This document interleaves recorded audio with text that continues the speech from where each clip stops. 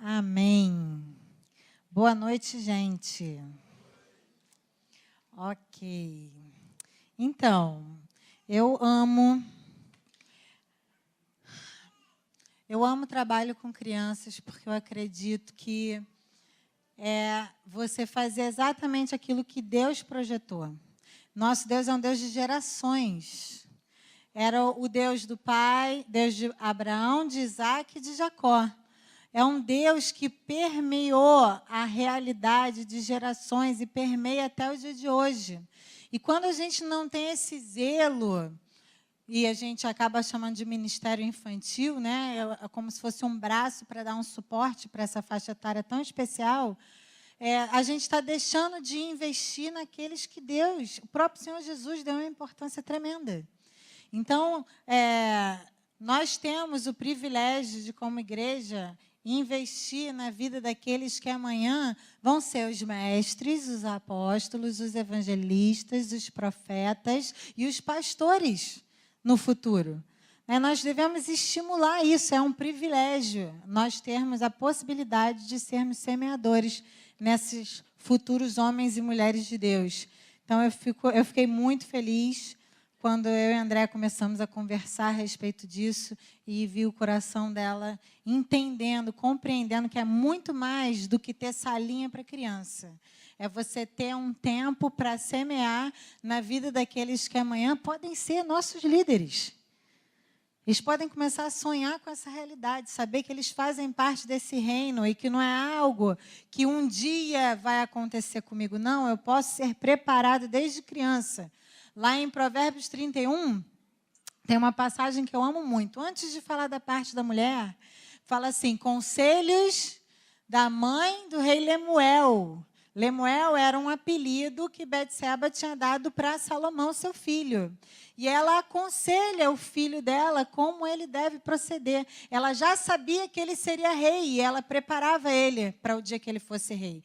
Nós fomos chamados para não ser pedra de tropeço desses pequeninos. Então, quando nós nos deparamos com uma criança dentro da igreja, tenha zelo. Você pode estar se deparando com um futuro mestre, um futuro pastor, um futuro profeta. E eles devem receber a devida honra e serem tratados com dignidade. Se eles forem assim tratados desde criança, eles jamais vão abandonar o evangelho. Eles vão ter paixão para se tornar aquilo que eles já sabiam que eram desde criança. Amém? É engraçado porque quando a gente vê... Foi Dia das Mães, né, gente? Quem é mãe? Fica de pé, mamãe. Você que está com o neném, não, tá? Você fica paradinha, porque a gente entra em crise quando a criança acorda. Então, você não se mexe, fica aí. Ok. Quero abençoar a sua vida, dizer para você que você tem um chamado especial. A Bíblia fala missão de mãe, que a mulher ela é aperfeiçoada quando ela persevera na sua missão de mãe. E ser mãe é algo tão celestial que Deus usa a mãe como exemplo de um tipo de amor que ele manifesta. Lá em Isaías tem várias menções que ele fala como a mãe, mas uma em especial que eu gosto, deixa eu até marcar na minha Bíblia. Uma em especial que eu gosto é Isaías 66, 13, que fala assim, como alguém a quem a sua mãe consola, assim eu vos consolarei. E em Jerusalém vós sereis consolados. Você tem dentro de si um tipo de amor que manifesta a Deus, e isso é uma bênção. Que o Senhor te abençoe, que você seja esse instrumento de consolação que o Senhor te formou para ser, e que você seja aquele acalento e aquele colo e aquele porto seguro, que quando Deus quis expressar, Ele não usou o pai, Ele usou a mãe para dar de exemplo. Amém? Parabéns, pode sentar.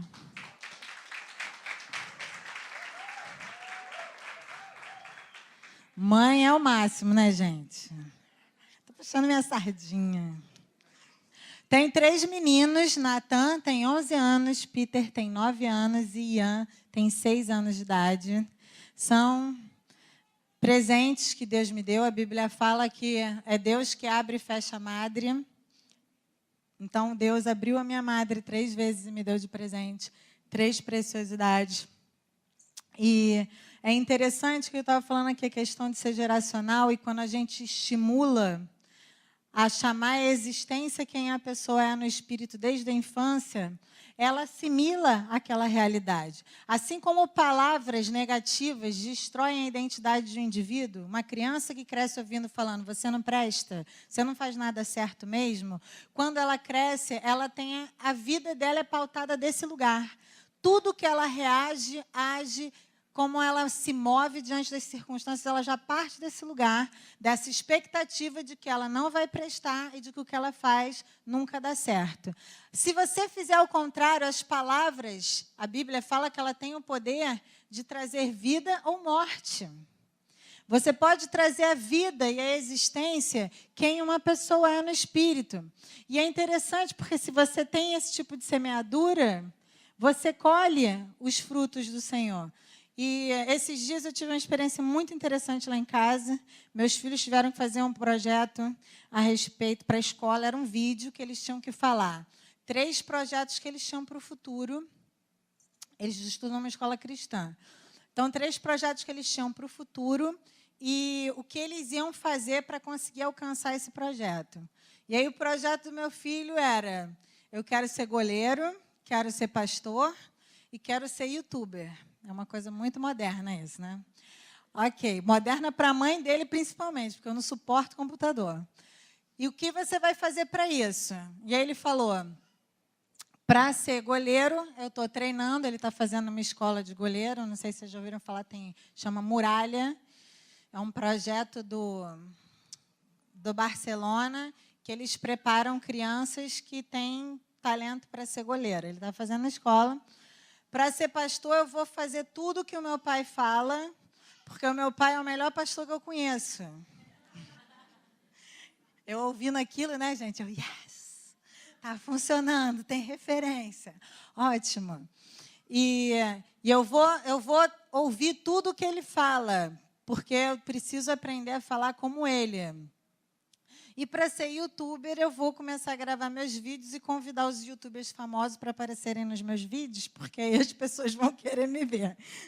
Então, a gente observa que o saber quem você é e que você foi chamado não é só para ter uma profissão.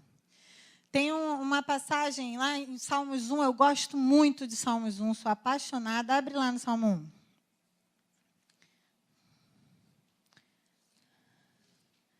Tem uma música da Estela. Eu fiz outro dia lá na igreja, aprontei uma bagunça. Que o povo do louvor, né, gente, ensaia, né? Tem dedicação, tudo. Eu peguei, dei o meu iPhone lá na mesa de som, falei, você vai botar a música da Estela? Que eu gosto de ouvir música da Estela. No Salmo 1, fala assim,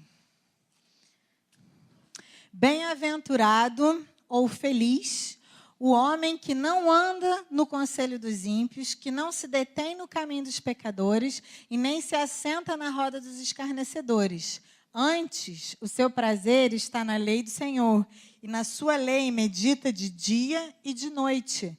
Ele é como árvore plantada junto com a corrente de águas, que no seu devido tempo dá o seu fruto e cuja folhagem não murcha. E tudo quanto ele faz será bem-sucedido. Sabe o que é isso? É uma pessoa de sucesso.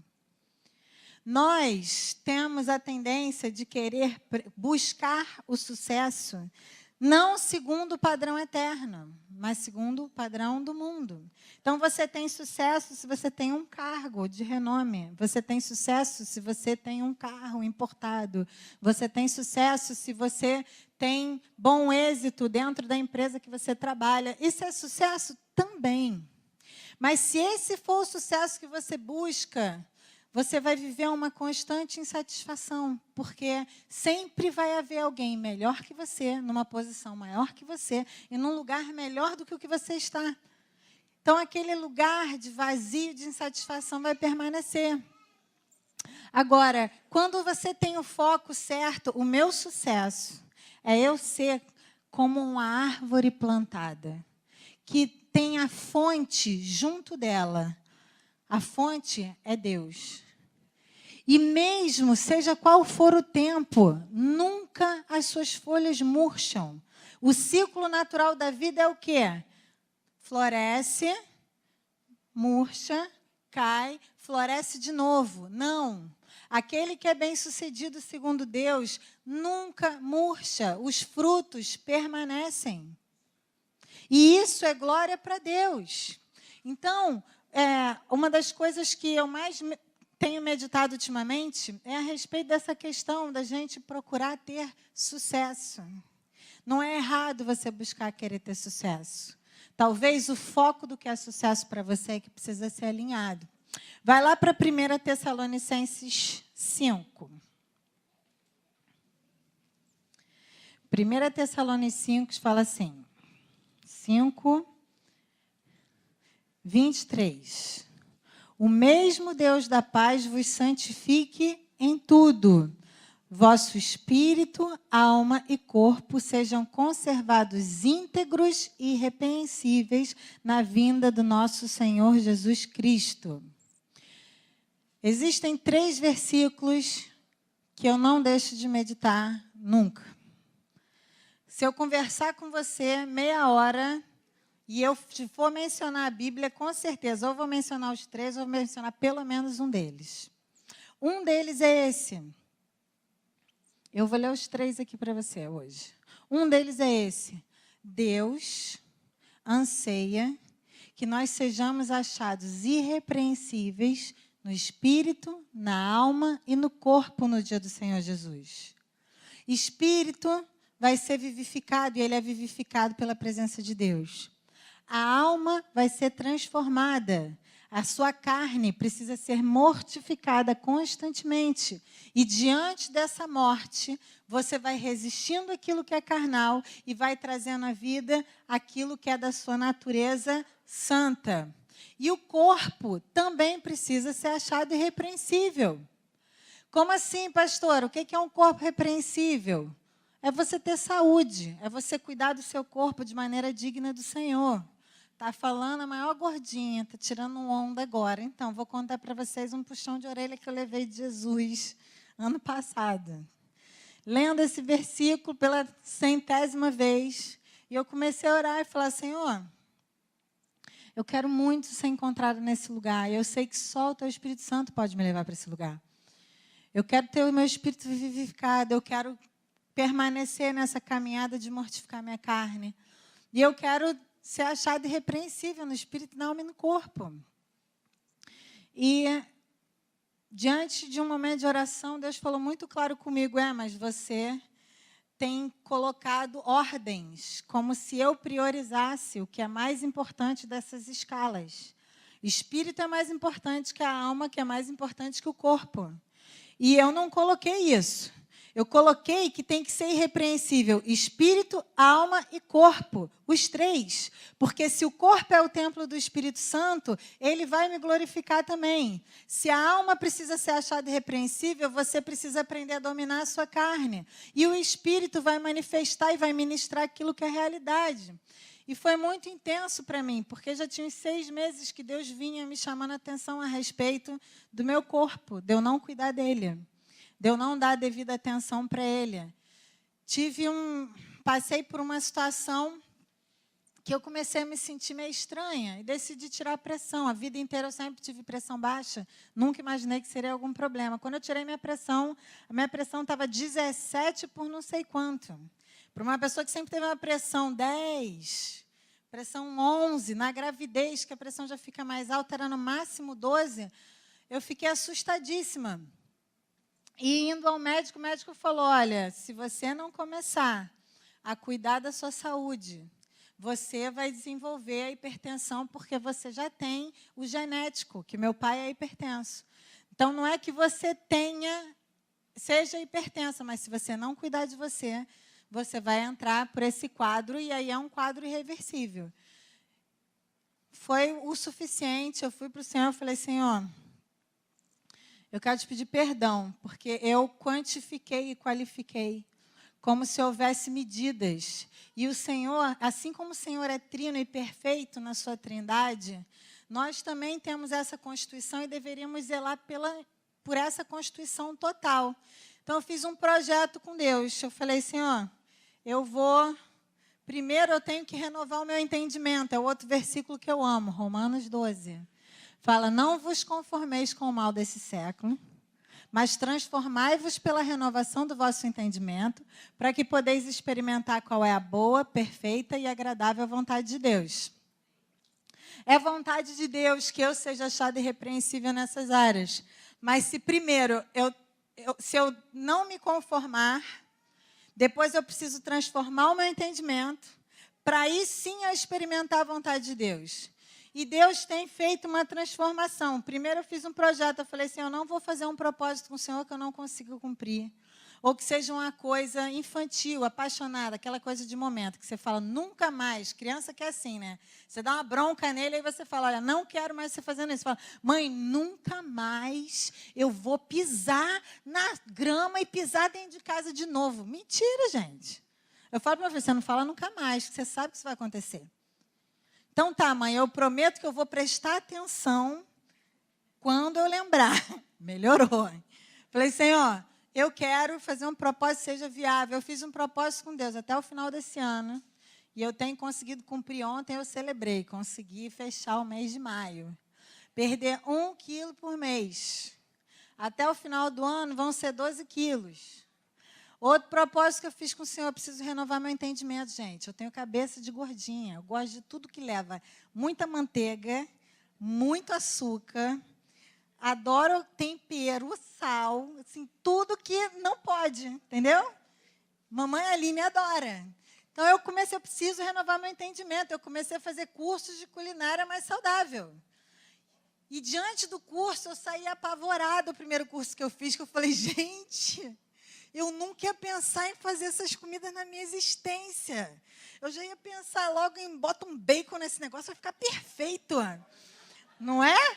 Você bota agora, sei lá, corta uma linguiça, não é não? Corta a linguiça, tudo com linguiça fica perfeito, gente. Fala, bacon e linguiça combina com tudo, não é? Pois é, e eu falei, gente, eu preciso transformar meu entendimento. Me arrastaram para um curso, olha só o que eu ganhei de presente de aniversário. Vocês querem saber o que eu ganhei de presente de aniversário? Meu aniversário é semana que vem. Eu ganhei de presente de aniversário de uma amiga minha. Ela vai me levar para fazer um curso de raw food. Sabe o que é isso? Comida crua. O que eu vou fazer lá? Eu não sei, gente. Até agora. Mas eu estou aberta. Eu quero ter minha cabeça renovada. Eu não consigo pensar diferente. Comida gostosa. Macarrão. Fala sério. Macarrão. Não tem coisa mais gostosa que macarrão, gente. Ou então aquela picanha, aquela gordura que tem 2 dedos. Fala assim. Não é? Você entra em desespero, mas eu falei, Senhor, o negócio é o seguinte, eu estou aberta e eu quero aprender, eu quero ter minha mente transformada. Para mim, comida saudável é sinônimo de comida ruim. Ainda é, tá, gente? Ainda não transformei nesse nível, não. Não estou espiritual ainda, não. Estou clamando. Cada coisa eu vou descobrindo uma coisinha que eu gosto, mas eu fiz esse propósito. Eu vou cuidar do templo. Deus falou dos 3, eu tenho que cuidar dos 3. E a nossa caminhada com o Senhor e o sucesso vai estar sempre relacionado a esse lugar. Só que como que Deus faz para que a gente seja achado aprovado? Como você ganha um boletim com carimbo de aprovado? Quando você passa na prova, certo? Certo, gente? Fala de prova, fica todo mundo quietinho, né? Ninguém gosta. Deixa eu falar para você o outro versículo que eu amo. 1 Pedro, vai lá para 1 Pedro.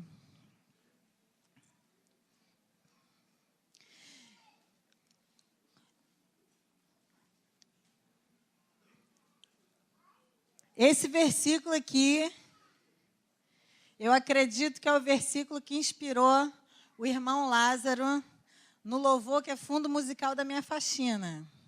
Vou passando pela prova, dando glória a Deus, glória a Deus, glória a Deus. Botou Lázaro, você pode ter certeza que eu estou tentando fazer faxina. Adoro. Ok, vamos lá. 1 Pedro 1:6 fala: nisso exultais. O que é exultar? Se alegrar. Nisso se alegre, embora no presente, por breve tempo, se necessário, sejais contristados por várias provações. Fala, provações. Para que, uma vez confirmado o valor da vossa fé, muito mais preciosa do que o ouro perecível, mesmo apurado por fogo, redunde em louvor, glória e honra na revelação de Jesus Cristo. Deixa eu te falar uma coisa a respeito de prova. Deus já deixou claro aqui, a prova, ela tem hora para começar e tem hora para terminar. E não é porque a prova acabou que você passou, não é verdade? Um grande engano que a gente enfrenta hoje dentro das igrejas é que a gente acredita que porque acabou o tempo da aprovação, a gente está aprovado. Se isso fosse de fato verdade, o povo de Israel, quando acabasse os 40 anos no deserto, eles entrariam na terra prometida, não é verdade? E Deus deixou bem claro que por causa da rebelião deles e porque puseram ele à prova durante esse tempo todo que Deus proveu para eles no deserto, esse povo não pôde herdar a terra prometida. Então, primeira coisa que eu quero falar para você hoje, para que você seja achado irrepreensível no seu espírito, na sua alma, no seu corpo, você vai passar por provas. Amém? E a prova serve para, em primeiro lugar, validar a sua fé. Sabe o que é validar? É encontrar qual é o valor da sua fé. Vai ser a oportunidade de você colocar em prática tudo aquilo que você sabe do Senhor. Vai ser o tempo em que vai ser visto se a sua fé é algo genuíno ou se é algo raso. Vai ser um tempo em que vai ser visto se você realmente vive e confia no que a palavra fala. Prova não é fácil. Você já viu alguma prova fácil? Vamos trazer bem para um nível raso. Vamos pensar em escola.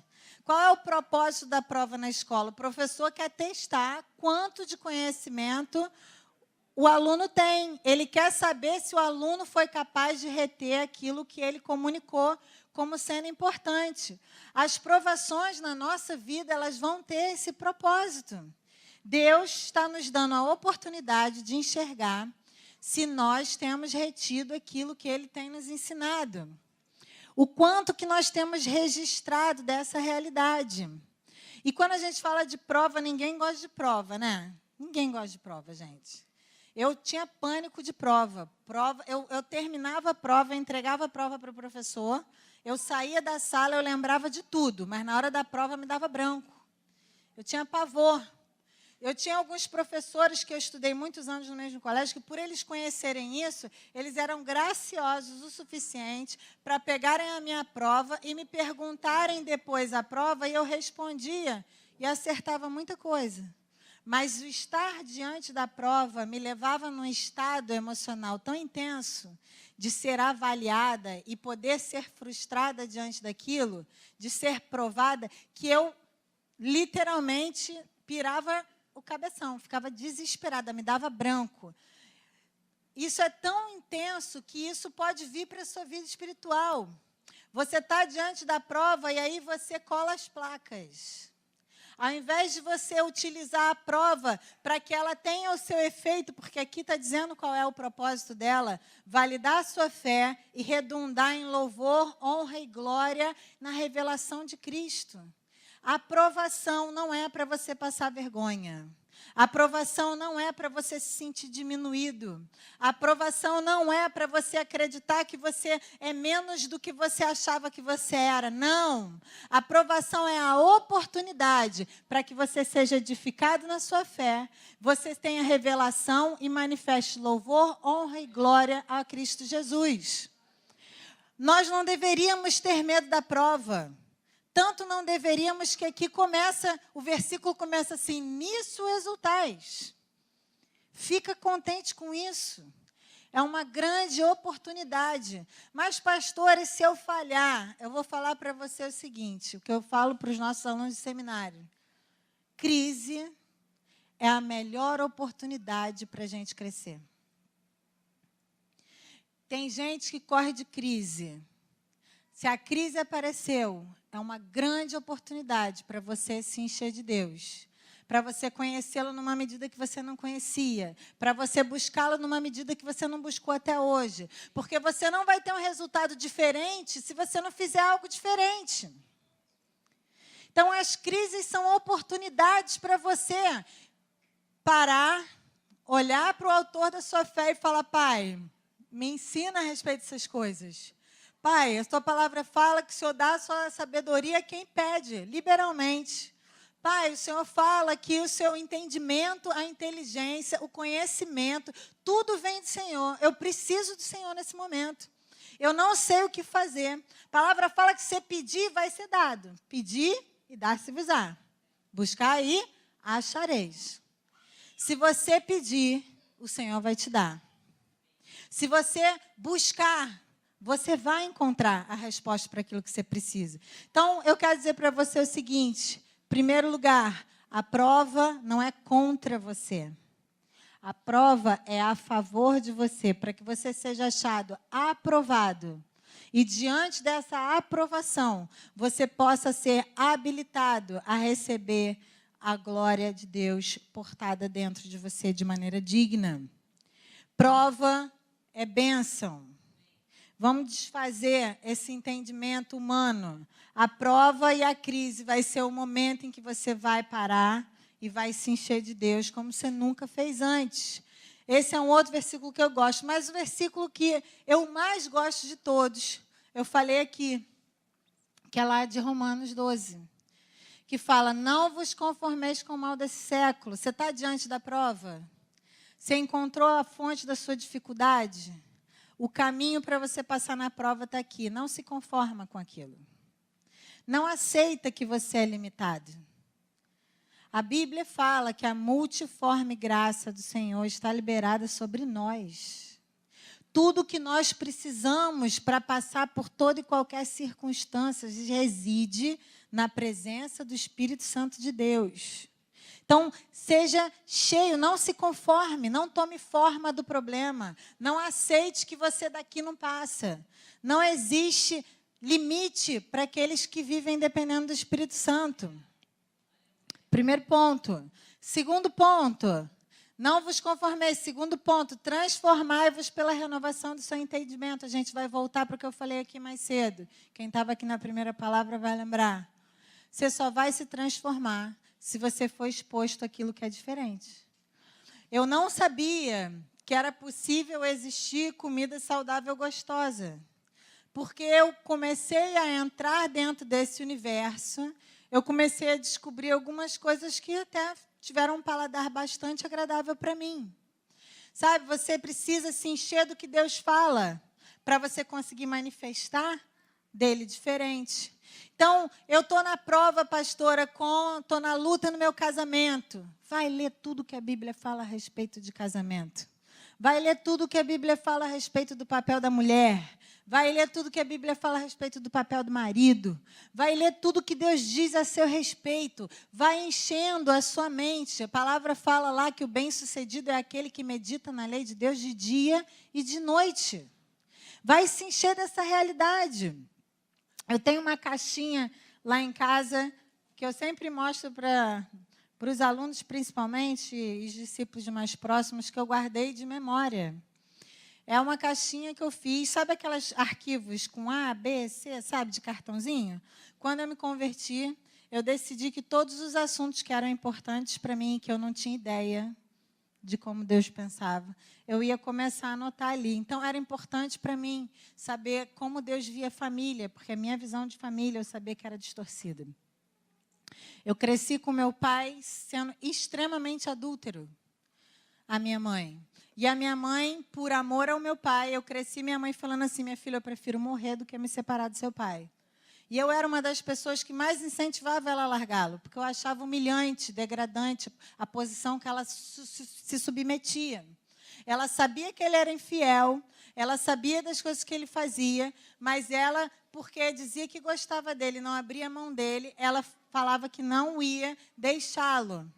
E aquilo, para mim, me fez um mal tão grande que eu construí alguns valores muito distintos de Deus. Primeira coisa na minha cabeça, eu nunca ia depender de homem nenhum. Meu projeto de vida estava minha carreira, em primeiro lugar. Projeto de casar sem vínculo nenhum, ou seja, se der certo, Deus, se não der, eu separo e arrumo outra pessoa, porque o valor e o importante, o fundamento sou eu. Tudo distinto do que Deus fala. Deus fala que eu tenho que amar o outro como eu amo a mim mesma. E quando eu me deparei com o evangelho, eu falei, eu estou toda errada. Eu estou toda errada. Eu achava que nenhum homem prestava. Eu achava que ia ser impossível existir qualquer nível de relacionamento com fidelidade, por conta da minha história. E eu estava conformada dentro daquele padrão.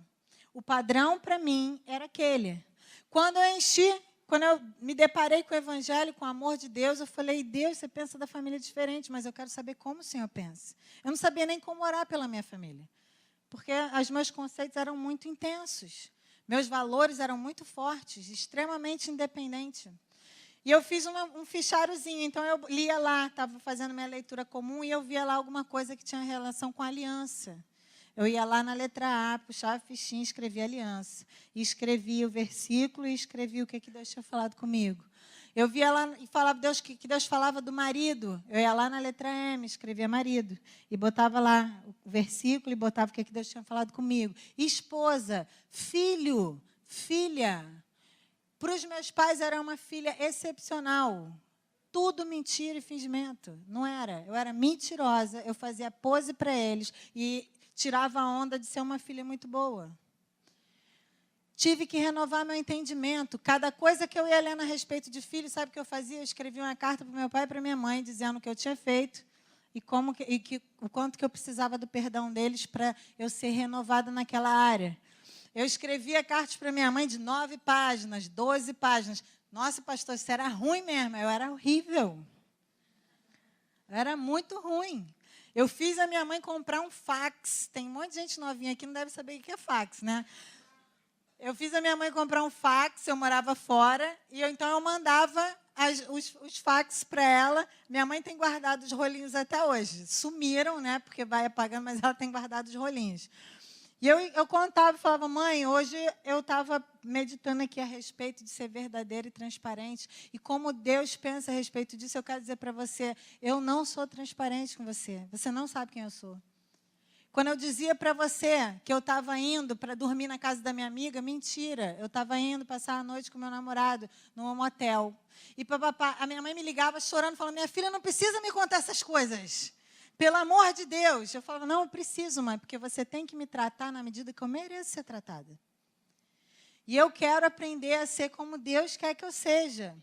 E aquilo foi uma constância. Eu fui me enchendo do que Deus pensa.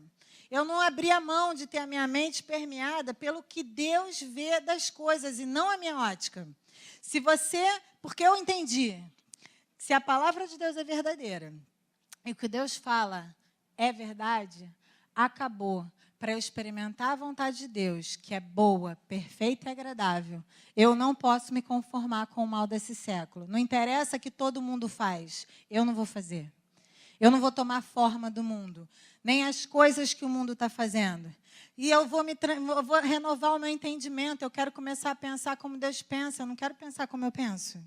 Isso é um desespero que eu tenho até hoje, diante de certas circunstâncias. Eu falo, Senhor, não deixa minha mente, meus valores, a minha maneira de pensar, a minha história interferir. Eu quero saber a mente do Senhor. Porque a Bíblia fala que os pensamentos de Deus, a nosso respeito, inclusive, são muito maiores que os nossos.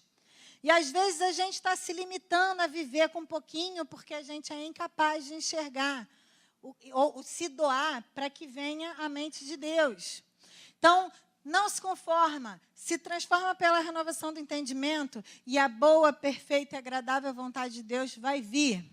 A prova não precisa ser um sinônimo de reprovação. A prova pode ser a grande oportunidade de você descobrir que a sua fé é eficaz, de você descobrir que o Senhor Jesus é suficiente, de você descobrir que o Espírito Santo realmente ensina tudo a todos, de você descobrir que esse testamento tem um propósito, e é trazer vida e vida em abundância para a sua vida. Eu acredito que a grande questão nossa de viver a integralidade do que a Bíblia fala está no fato da gente desconhecer a nossa identidade em Cristo Jesus. Sabe quem nós somos? Nós somos filhos do rei. E o filho de rei, ele não lida com a vida como um plebeu. Eu falo muito para as crianças a respeito do príncipe. Meus filhos, quando viram o casamento do príncipe William e da princesa Kate, aquilo foi um marco. E eu, pela graça de Deus, eu tive a ideia de falar para eles, está vendo? Olha, vocês estão vendo fisicamente, mas vocês são assim. Sabe quanto tempo que a princesa Kate namorou o príncipe William? 8 anos. Sabe para quê? Para que ela estivesse pronta para assumir a função de realeza. 8 anos ela se dedicou a aprender os costumes, a falar, a se portar, até como parar para tirar fotografia. Por 8 anos ela aprendeu, foi orientada em formas adequadas de lidar com pessoas estrangeiras, como ela se portaria em eventos oficiais, como ela viveria na sua vida particular. 8 anos. E nós, muitas vezes, não queremos ter trabalho nem de 8 meses, quanto mais de 8 anos. Ela foi transformada em entendimento. Se na sua juventude ela era modelo e tirava fotos de roupas íntimas, porque fazia parte, todo mundo faz, todo mundo que é modelo tira. Hoje, ela sabe que por representar o trono, ela tem que se vestir de maneira adequada. E nós não olhamos para nós mesmos como sendo realeza. A gente se enxerga, quando muito, como um bom convidado do banquete do rei. Deixa eu te falar uma coisa, você está enganado. Você é filho do rei. Sabe o que é filho do rei? É príncipe e princesa. Olha para quem está do seu lado. Dá um sorrisão de príncipe ou de princesa para essa pessoa. Fala sério, cheio de príncipe e princesa aqui. Isso é um baile. Baile da realeza. Mas nós não atentamos para essa realidade. Você imagina o príncipe William tendo um surto no meio da rua porque alguém tratou ele errado? Você imagina isso? Você imagina a princesa Kate sendo grosseira verbalmente com o marido dela em público? Você consegue imaginar isso? Por que não? Porque ela teve a sua mente transformada. E uma pessoa que conseguiu fazer isso no natural, gente, no espiritual, tudo o que nós precisamos está no Senhor. A gente só precisa ir diante dele e falar assim, pai, me ensina aí, porque nessa área aí eu acho que eu ainda sou lá de Ramos, o negócio está gritando. Eu quero ser como o Senhor. Eu não quero responder como o Senhor responde. Eu não quero responder do que é voluntário de mim, eu quero aprender como o Senhor pensa, como o Senhor agiria. Eu quero falar como o Senhor falaria. Lá nos Estados Unidos, nas lojas evangélicas, eles vendem uma pulseirinha. Tem pulseirinha, tem bandana, tem cordão, tem anelzinho, que é WWJD, que quer dizer, e todo mundo usa penduradinho, que quer dizer o que Jesus faria. E é um movimento que começou para a conscientização de que diante da plateia que você tiver, a audiência que você tiver, você tem que perguntar, o que Jesus faria aqui? Como Jesus responderia essa questão? Como Jesus se portaria nesse momento? O que Jesus falaria? Como Jesus responderia a essa pessoa? Se nós não nos conformarmos com o mal desse século, se nós renovarmos o nosso entendimento, se nós dependermos do Senhor e do Senhor somente, nós vamos experimentar a boa, perfeita e agradável vontade de Deus. E nós vamos ser achados bem-sucedidos, assim como aquele homem que fala ali no Salmo 1, que ele é como árvore plantada junto à ribeira de águas. E tudo que ele fizer na vida vai prosperar. Amém? Eu queria deixar esses 3 versículos para vocês. Primeiro, prova não é sinônimo de derrota e nem de reprovação. Prova é a oportunidade de você ser achado vitorioso e redundar em louvor, honra e glória para o Senhor Jesus. Segunda coisa, que você deve ser achado irrepreensível em todos os níveis da sua vida. E o caminho para que isso seja alcançado por mim e por você é um só. Não se conforma com esse século. Transforma a sua maneira de pensar. Enche-se do que Deus pensa. E você vai experimentar qual é a boa, perfeita e agradável vontade de Deus. Amém? Queria pedir que você ficasse de pé. A palavra de Deus fala que até mesmo as tribulações, elas têm um propósito na nossa história. Gloriamo-nos nas próprias tribulações, sabendo que a tribulação produz perseverança. A perseverança produz experiência. A experiência produz esperança. E a esperança não confunde, porque o amor de Deus é derramado em nosso coração pelo Espírito Santo, que nos foi outorgado. Senhor, eu quero pedir a Ti, no Teu santo nome, que o Senhor possa trazer a consciência. Senhor, eu quero pedir, Espírito Santo de Deus, que o Senhor fale nos nossos corações. Que o Senhor nos traga à memória o que o Senhor nos tem dado a conhecer. Obrigado, Pai, porque o Senhor tem sido bom conosco a ponto de nos revelar o seu coração, as intenções do seu coração, os seus propósitos para as nossas vidas. Obrigada porque a forma como o Senhor pensa a nosso respeito é muito melhor do que a forma que nós pensamos. Obrigada porque a história que nós tivemos até aqui não define o nosso destino, porque o nosso destino foi concluído na cruz de Jesus, através da sua ressurreição.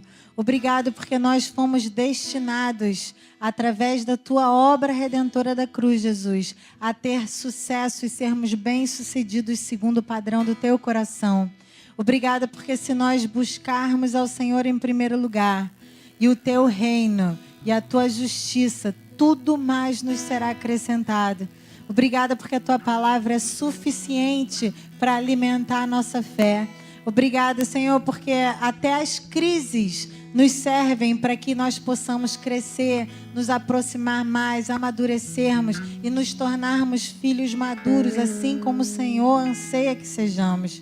Filhos responsáveis, que levam à frente o nome do Pai, que alcançam a benevolência do Pai. Senhor, eu peço a Ti que o Senhor traga à existência a natureza santa e celestial de cada um. Senhor, que eles andem como realeza aqui na terra, porque é assim que o Senhor os chamou. Eles são filhos do Rei. Eles representam o Rei, que aonde quer que eles entrem ou saiam, sentem, Senhor, ou se assentem ou andem, Senhor, que sejam lugares, Pai, onde eles deem testemunho do Rei, te representem em louvor, em honra e glória. Eu peço a Ti que a Tua bondade os visite constantemente, que o Teu amor encha-os, Pai, da presença do Teu Espírito Santo.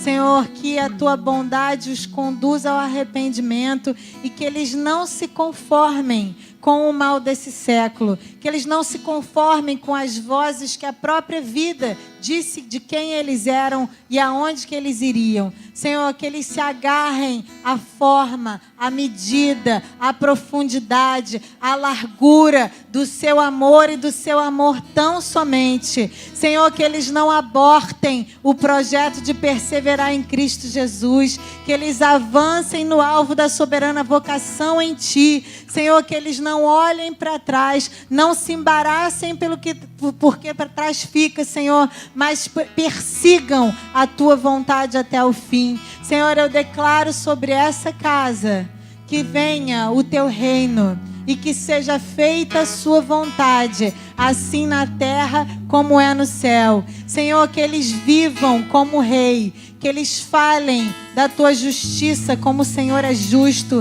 que eles manifestem do teu amor puro e sem interesse, assim como o Senhor ama. Que eles tenham graça e favor livres e liberados às pessoas à sua volta, assim como o Senhor tem por nós. Senhor, que eles tenham uma palavra viva e revelada fluindo através do seu interior. Que eles tenham mentes permeadas pelos teus pensamentos. Que eles meditem na tua palavra de dia e de noite. Que eles sejam como árvore frondosa junto a ribeiros de água. Que os frutos não murcham, Pai, e que em tudo que fazem prosperam, para a honra e glória do teu santo nome, Jesus. Que haja um selo da identidade eterna sobre eles, que eles não se conformem em ser mais um, que eles saibam que são separados e escolhidos através da graça do Senhor Jesus, com um propósito, que é serem portadores da presença do Espírito Santo, manifestadores das obras do Espírito Santo, representantes da glória de Deus aqui na terra. Em nome de Jesus, que venha o teu reino e seja feita a tua vontade, assim aqui na terra, assim como ela é no céu. Em nome de Jesus. Amém. Queridos, que o Senhor te abençoe. Foi um prazer estar com